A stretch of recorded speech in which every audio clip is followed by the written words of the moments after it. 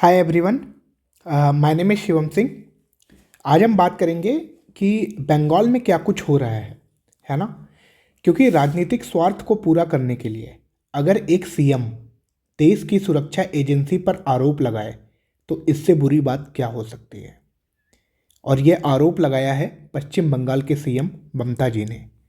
चूँकि संदेश खाली का मामला आपने देखा, नॉर्थ परगना से आप परिचित ही रहे होंगे कि क्या हुआ होगा वहाँ पे। तो इन सब सारे जो पर्टिकुलर ये जो छोटे छोटे डिस्ट्रिक्ट्स हैं बंगाल के अंदर, इनके मामले तो आजकल न्यूज़ में ऐसे फ्लो हो रहे हैं कि जैसे लगता है कि वायलेंस एकदम कगार पे है बांग्लादेश में। लेकिन किसी राज्य की सीएम अगर सुरक्षा एजेंसी पर फिर भी सवाल खड़ा करे बिना अपने प्रदेश में झांके हुए, तो उससे बड़ी हिपोक्रेसी क्या हो सकती है। तो आइए नज़र डालते हैं दीदी के कथन यानी स्टेटमेंट पर कि क्या कुछ बंगाल में हो रहा है। और मैं एक्चुअली इसका टाइटल दिया हूँ कि आखिर कहना क्या चाहती हैं दीदी, है ना। क्योंकि अभी उन्होंने जो जिस तरह से बीएसएफ पे सवाल उठाए, जो अपनी बॉर्डर सिक्योरिटी फोर्स जो दिन रात हमारी सेवा में लगे रहते हैं बॉर्डर पे, लेकिन उन अपने प्रदेश में झांके बिना उन्होंने बॉर्डर सिक्योरिटी फोर्स पे वो उल्टा आरोप लगा रही हैं। तो आखिर दीदी कहना क्या चाहती हैं, तो आइए बात करते हैं। ममता जी ने एक्यूज लगाया है BSF of allowing infiltration to मलाइन तृणमूल। हुआ ये मामला ये था कि आरएसएस के जो प्रमुख हैं मोहन भागवत साहब, उन्होंने अभी एक स्टेटमेंट दिया था कि असली स्वतंत्रता वाला एक बयान उन्होंने दे दिया था। और उस बयान को शायद ममता जी ने कुछ ज़्यादा ही सीरियस ले लिया। तो ममता जी ने जो है उस असली स्वतंत्रता वाले बयान को संघ चालक जो मोहन साहब ने दिया था, उसके बयान को ममता बनर्जी ने देशद्रोह का बोला है, सेडिशन का। उन्होंने बोला कि सेडिशन का आरोप लगाया है। लेकिन जो सीमा सुरक्षा बल है, जिनको बीएसएफ भी बोलते हैं, उस पर जो है इन्होंने जो है इन्फिल्ट्रेशन का आरोप लगाकर क्या हुआ, देश के विरोधी बयान को नहीं दे रही हैं, है ना। क्योंकि पश्चिम बंगाल जैसे सूबे के मुख्यमंत्री अगर ये कहे कि बीएसएफ जो है मतलब किसी एक पर्टिकुलर स्टेट में इन्फिल्ट्रेशन करवा रहा है, तो हम इसे हल्के में नहीं ले सकते हैं। क्योंकि यह स्टेटमेंट भारत के डेमोक्रेसी की, है ना, ये स्टेटमेंट जो है भारत के डेमोक्रेसी की एग्जामिनेशन लेने वाला बयान है, एक परीक्षा लेने वाली बात है।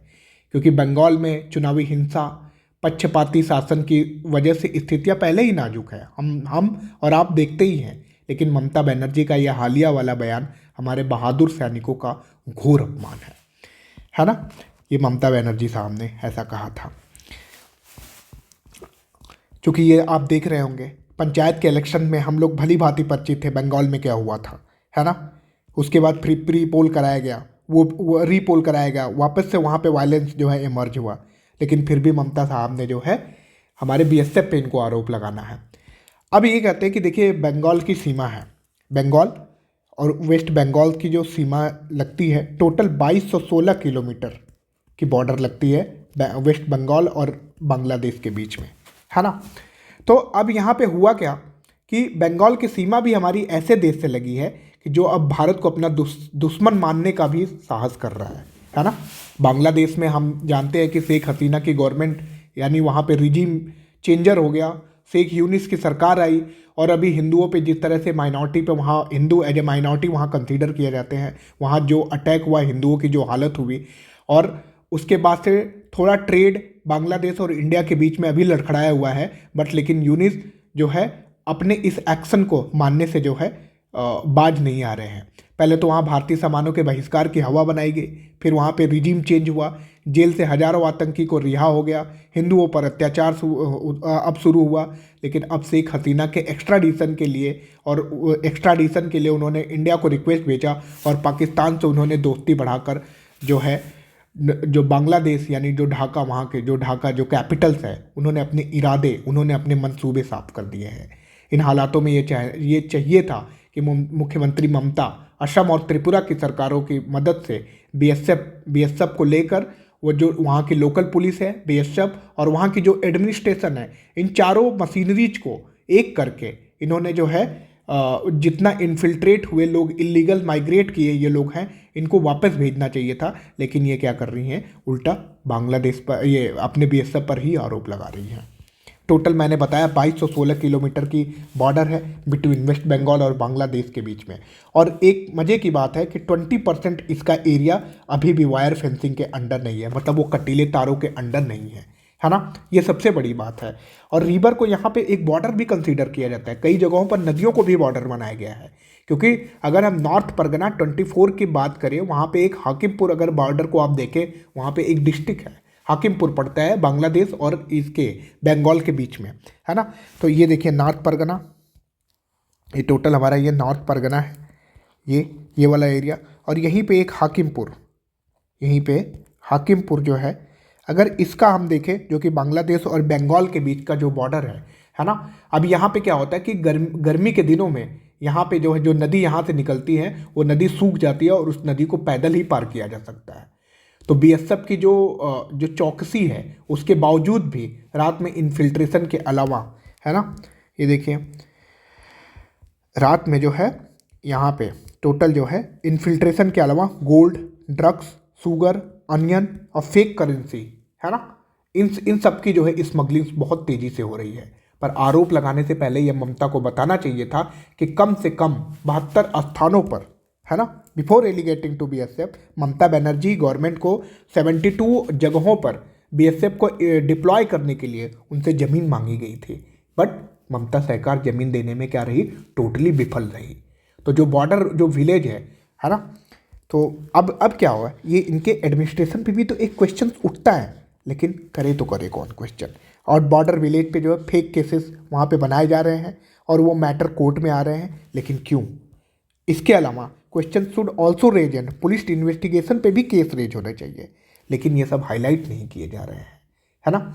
अब इसमें क्या हो रहा है कि इलीगल जो माइग्रेट वहाँ से होके आते हैं, बीएसएफ उनको पकड़ती है, पुलिस को हैंडओवर कर दी जाती है और वो कोर्ट में जाके अपीयर्स होते हैं। लेकिन पुलिस क्या कर रही है, एक पुख्ता सबूत नहीं पेश कर पा रही है, जिसके वजह से जो है ना तो वो बेल का अपोज कर पा रहे हैं, ना वो प्रॉपर एविडेंस प्रस्तुत कर रहे हैं, जिसके वजह से ये जो है इलीगल माइग्रेंट जो पर्सन है, जो बांग्लादेश से आए हुए, ये लोग जो है छूट जा रहे हैं, है ना। अब इनको जब बेल होने के बाद जब ये बेल पा जाते हैं तो यहाँ के लोकल लीडर और जो सिटीजन्स के लिए जो है ब्रोकर, है ना, जो सिटीजनशिप जो डॉक्यूमेंट्स बनाते हैं, उस दलाल के चक्कर में ये लोग आ जाते हैं और वहाँ से फर्जी आधार कार्ड, वोटर आईडी ये इन लोगों को मिल जाता है। इस तरीके से थाउजेंड्स ऑफ बांग्लादेशी, हज़ारों बांग्लादेशी जो है भारत के सिटीजन्स बन जाते हैं और हर साल ऐसे ही जो है हज़ारों बांग्लादेशी भारतीय नागरिक बना दिए जाते हैं। तो सवाल ये है कि सीमा को, है ना, अनसेफ रखने के पीछे राजनीतिक स्वार्थ और बीएसएफ के खिलाफ जघन्य आरोप लगाकर कोई कानून के दायरे से कैसे बाहर रह सकता है ना। ये आलो रानी एक बांग्लादेशी सिटीजन है, लेकिन अभी जो है टीएमसी के टिकट पे दिए जाने से ये पंचायत के इलेक्शन को चुनाव लड़ रही है। यही नहीं, लवली खातून इनके भी ऊपर है India.com की ये रिपोर्ट में पढ़ रहा हूँ, ये भी इलीगल बांग्लादेशी इमिग्रेंट है ना, पर ये भी टीएमसी के टिकट पे ये भी चुनाव लड़ रही है। तो ऐसे सैकड़ों मामले, ऐसे थाउजेंड्स ऑफ हंड्रेड्स ऐसे मैटर्स हो सकते हैं। और पिछले साल 28 दिसंबर को, है ना, इलीगल पासपोर्ट जो है बनाया जा रहा था बांग्लादेशी का, ये बनाने का रैकेट का खुलासा हुआ। कैसे खुलासा हुआ, ये देखिए, ये पर्सन जिसका नाम है मनोज गुप्ता, इस पर्सन का नाम है मनोज गुप्ता, इसकी गिरफ्तारी हुई, है ना। Fake passport racket kingpin arrested by the Kolkata police. Kolkata police ने इसको 3 जनवरी को अरेस्ट किया और उसके खाते से 12.5 lakh, 15,000 voter ID, 10,000 birth certificate, 3,000 जो है क्या नाम से कि पर हेड लेता था वो पैन कार्ड बनाने के लिए, है ना। 12,000 और पैन कार्ड बनाने के लिए, मतलब 12,000 ये जन्म प्रमाण पत्र, 3,000 रुपये वो ले रहा था, ये जो है फर्जी पैन कार्ड बनाने के लिए। इस पूरे घोटाले के संबंध में जो है, जो नॉर्थ 24 परगना है, वहाँ के जो लॉ क्लर्क समीर दास सहित कुल 9 लोगों को गिरफ्तार किया जा चुका है।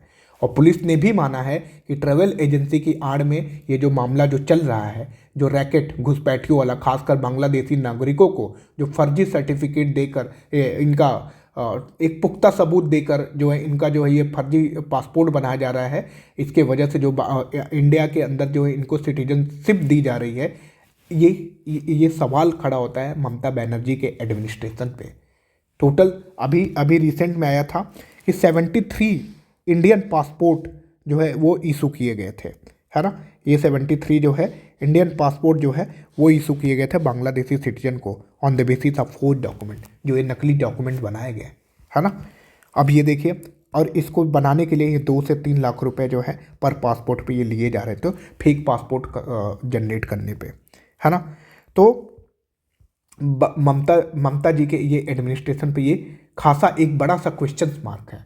तो बांग्लादेश में हमने जाना कि तख्ता पलट हुआ, शेख हसीना की रिजीम पलट गई, यूनिस साहब आए, तो उनकी जेल से छूटे हुए यूनिस साहब जैसे वहाँ पे आते हैं, वहाँ की जो बांग्लादेश में जो इनकी क्या बोलते हैं शेख हसीना जो है, शेख हसीना की जो अपोजिट रहती है जिया खालिदा और थाउजेंड्स ऑफ लोग जो हैं उनके पार्टी के, जो जिया खालिदा के पार्टी के लोगों को जेल में बंद कर दिया जाता है। पर जैसे यूनिस साहब की गवर्नमेंट आती है, जिया खालिदा समेत वो 1000 लोग जेल से छूटते हैं और वो सारे के सारे जो टेररिस्ट है वो भारत में घुसने की फिराक में है।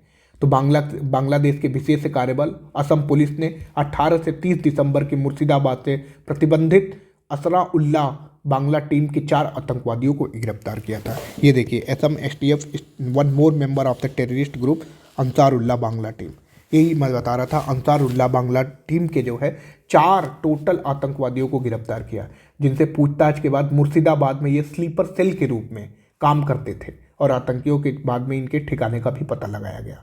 18 जनवरी को मालदा जिले के वैष्णव नगर सीमा के पास ये लोग फेंसिंग लगा रहे थे। वहाँ पे जो BSF जवानों और स्थानीय लोगों पर जो है 2 बम फेंके गए। मतलब BSF जो ये अपना वायर से इन्होंने लोग कवर कर रहे थे उस पूरे एरिया को, लेकिन अंसारुल्लाह गैंग के जो है इन लोगों ने 2 बम फेंका वहाँ के जो है अपनी सिक्योरिटी एजेंसी और जो है लोकल लोगों पे, जिससे हमारे 2 जवान घायल हो गए। त्रिपुरा सीमा पर भी, त्रिपुरा के भी बॉर्डर पर इन बांग्लादेशियों ने एक BSF जवानों से बंदूक छीनने की कोशिश की और 18 जनवरी को ही बांग्लादेश गवर्नमेंट के जो चीफ एडवाइजर है ना मोहम्मद यूनुस ने सेना को जंग रहने के लिए भी सेना को जंग के लिए तैयार रहने को कहा। तो ये सारी चीज़ें जो है ममता जी के एडमिनिस्ट्रेशन पे एक क्वेश्चन मार्क उठाती है, लेकिन उन्होंने अपनी राजनीतिक स्वार्थ साधने के लिए एक राज्य के मुख्यमंत्री इस हद तक जा सकती है जब वह अपने ही देश के सुरक्षा एजेंसियों, जो कि हमारे देश के प्रहरी के रूप में दिन और रात बॉर्डर पे काम करते हैं, और उस पर ही अगर वो घुसपैठ यानी इन्फिल्ट्रेशन का एलिगेशंस लगाए, तो इससे ज़्यादा शर्मनाक और बुरी बात क्या हो सकती है। तो ये मेरा एक सिनेरियो था, एक चीज़ें जो रिसेंट में घटित हुई थी उसके थ्रू आपको समझाने को कि आखिरकार बांग्लादेश में चल क्या रहा है, हो क्या रहा है बांग्लादेश में एक्चुअल। तो ये एक्चुअल सिनेरियो है, शायद इससे भी और चीज़ें हो सकती है। ये मैंने डेटा कुछ कलेक्ट किया था, इसके थ्रू मैंने आपको समझाने की कोशिश करी। थैंक यू एवरीवन, धन्यवाद।